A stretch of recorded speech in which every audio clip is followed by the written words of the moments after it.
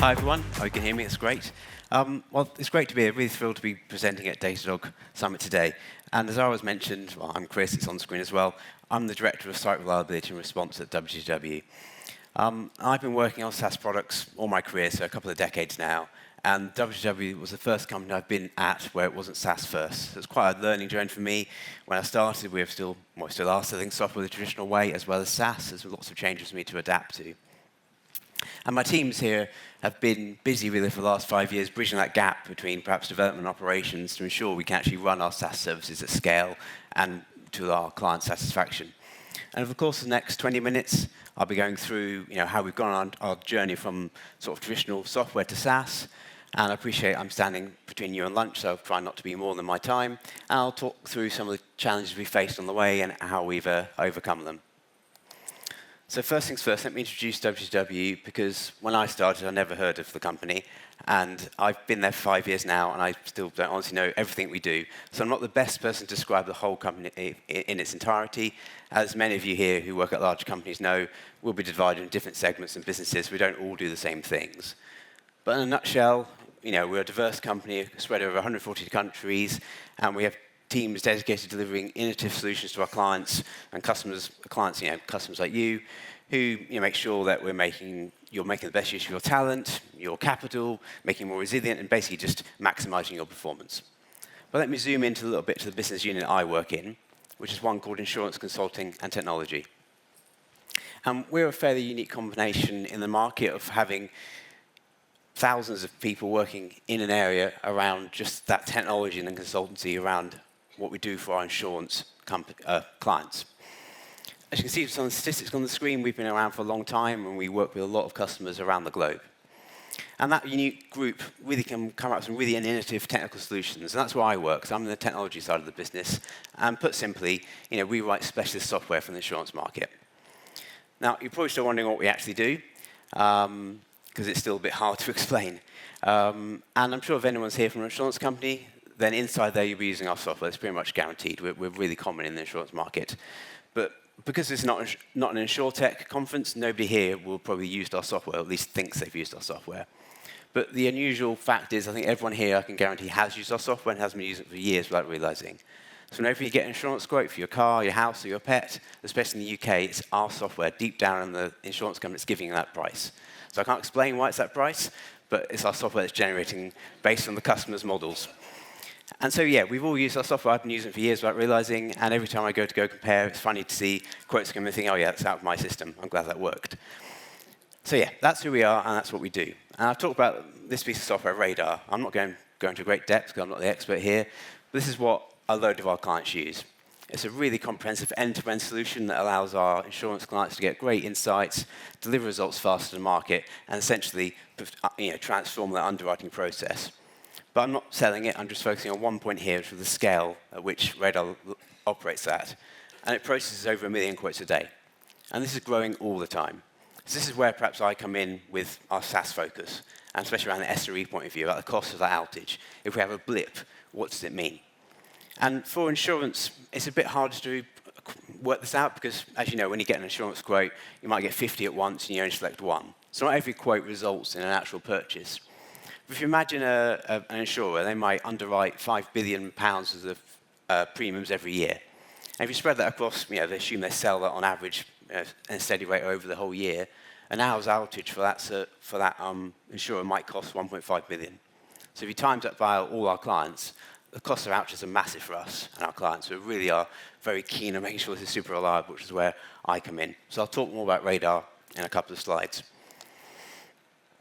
But as I mentioned, we've been doing software for a very long time. So how have we found moving to SaaS? And our products have, some of them date back to the late 90s. Obviously, they've been rewritten many times since, but that concept, the problem they solve, has been around.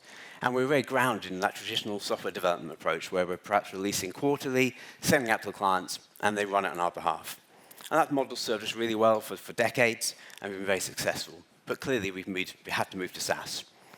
And it's not been an overnight switch, because a lot of our clients have been a little bit risk-averse about giving them our service. I mentioned about the Radar software. It's critical to an insurer. So they've been a little bit perhaps late to the party of giving it to us, because they don't really want to lose control. They want to be looking after themselves. But that's really changed. So we're seeing all these business-critical services coming to us now to run as a service. It's meant a real shift in how we work. So one of the big areas we've had to change is around our culture and teams. When we were just traditional software development, it was just software development, and then you sold it, and the support team looked after it for you, and that was really the end of it. We didn't have to worry about how it ran day to day.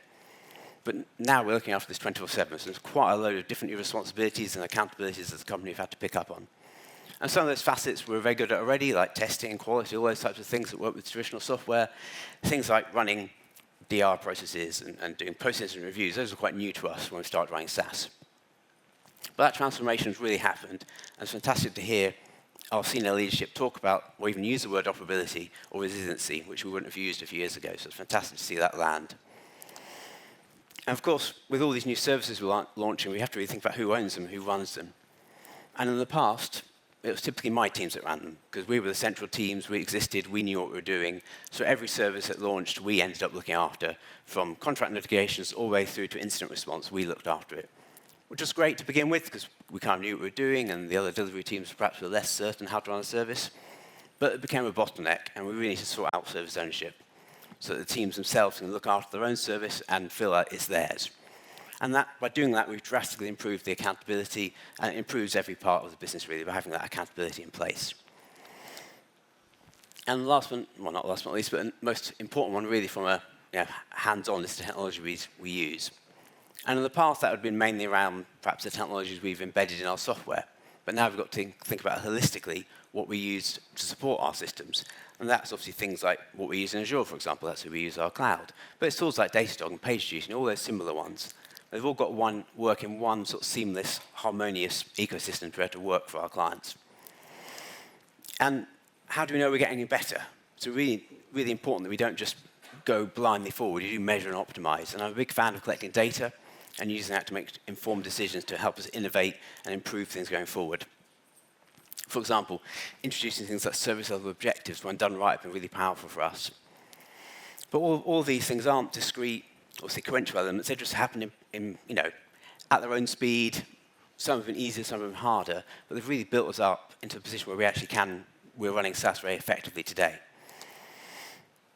So let me take you through perhaps a little stepping stones of what we did with our Radar software as we took it towards SaaS. So about 7 years ago, we started wanting to run Radar as SaaS. But we didn't really have the experience in the delivery team to do this. But we had gained years and years of experience working with our clients as they took our software and ran it in their environments. So we took that experience to create our own service and launched that very successfully. But that was done completely independently to the development team. So a separate group of experts and architects built that and launched it, and it worked very well, and we sold to those early trailblazing clients. That was a great success. But the delivery teams really didn't care for it. They knew it happened, but it was just another client. They had no interest in running it, scaling, or operating it. It left with a central team. So it really couldn't have been a clearer example of them and us. So that was where we started, really, with SaaS. As we move forward, it worked for a while, but we needed to scale. We needed to onboard a lot more clients, and we needed to have a more flexible service. So we started bringing us closer together. We worked more with the delivery teams, but still kind of independently led. It wasn't led by them. And this leapt us forward in terms of technologies and our ability to scale. And we added S3 into the mix here. And obviously, I'm sure many people here are familiar with the S3 principles, so I won't go through those. But it really allowed us to focus on what else mattered. It wasn't just the software or the architecture. It what mattered to our clients. The observability, the reliability, those facets really came in strong. But we still didn't have quite the right accountability. When things went wrong, people tend to look at me and my team and say, what didn't you do? What did you miss? So we didn't have that accountability quite right yet. And perhaps at the start of last year, I'd say we're here. With a mature service, lots of clients using it very successfully, and the reliance on those external teams has become much, much lower. And our delivery teams have the right skills themselves, the right mix and experience to run things. And working with my teams became much easier, and it was a much more collaborative effort. But fast forward to now, we're very much in this full service ownership model, where we have a mixed team rather than separate teams. And that's been really effective, perhaps the most effective thing we've done. So it takes away the barrier of this team, that team, it's just one team. So the accountability is super clear, and that's been transformative for us and sets us up very nicely for the future. But that didn't happen without some failures along the way. So failure is inevitable. You'll hear me say that about 20 times in the next minute or two. And this little quote at the top is from Oscar Wilde, and it's just simple that experience is the name we give to our mistakes. And we all fell over when we learned to walk, and that's how we learn. And imagine this. I'm sure we've all had graphs like this pop up. You know, early in the morning, something goes wrong. It goes down at peak hours, your team scrambles into action, pressure's on, but a few hours later, service is restored and crisis is averted. But what happens next? And I wasn't actually allowed to show our stats internally, but that's the Datadog outage, which maybe some Datadog staff might recognize from a few years ago. But it all happens to all of us, something goes wrong. But what do you do?